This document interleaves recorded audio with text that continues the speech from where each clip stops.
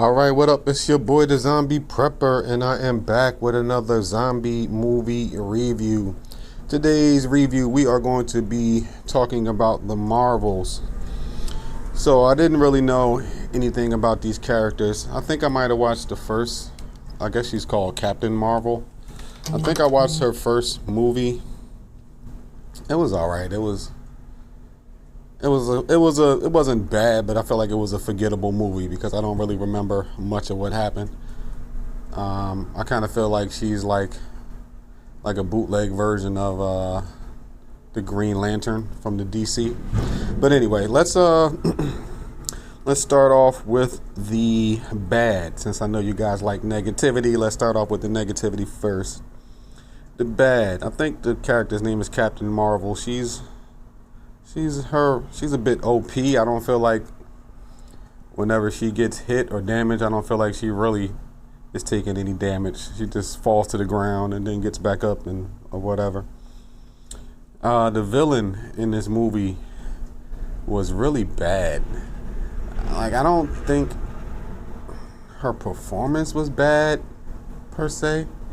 I just felt like maybe her costume was bad. And her accent was really bad, and just her overall general motivation. Like, I didn't really connect with her motivation. The plot of the movie,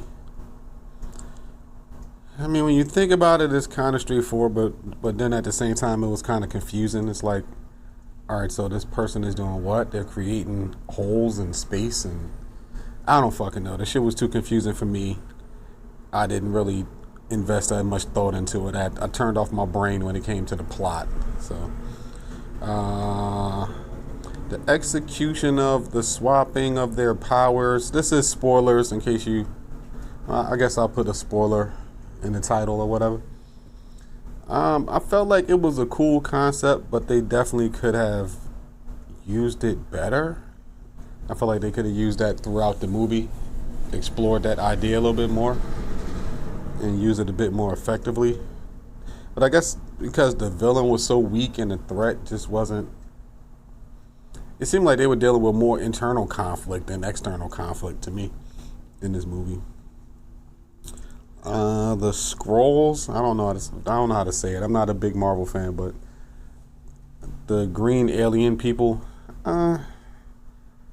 I liked them for a second, and then for a second it's like, well, they just kind of like, I feel like they forgot about them. Like, what happened to them? I don't even know what happened to them at the end of the movie. And we'll talk about the post-credit scene now. I was watching, I didn't go to the movies. I was watching an online copy of this thing. So, the post-credit, I don't know. I think there might have been one more post-credit scene, but the one I saw, she woke up in some alternate dimension and was with her mom and the X-Men.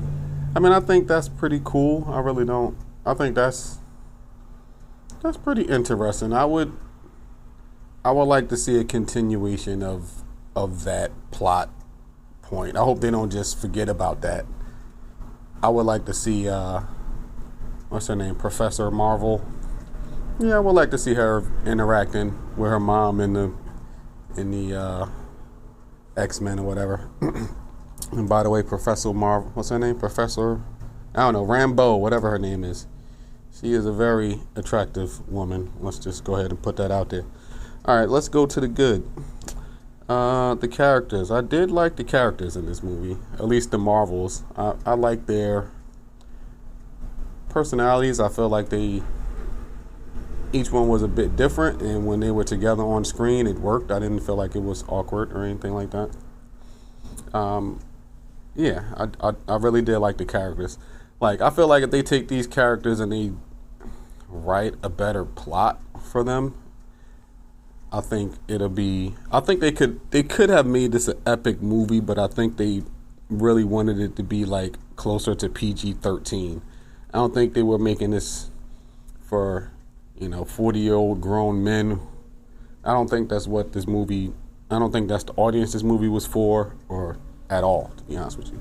This was a movie for guys and girls who want to take their kid to go see a superhero movie, or when you're 13 years old and you're at home from school and you watch some superhero movie. It's one of those type of movies. It's not something that you take that serious.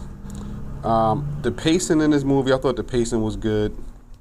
I felt like even though the plot wasn't good and the villain wasn't good, I felt like the story kept moving, so it kept me interested.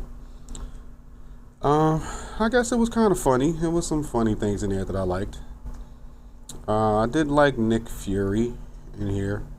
I like the overall tone of the movie, and I kind of like the world that it presented, because it didn't really feel like, it didn't really feel like your typical Marvel sort of thing. It felt like they were in their own universe doing their own thing, not relying upon everybody else, really, other than Nick Fury. And he didn't do too much here. He was just there.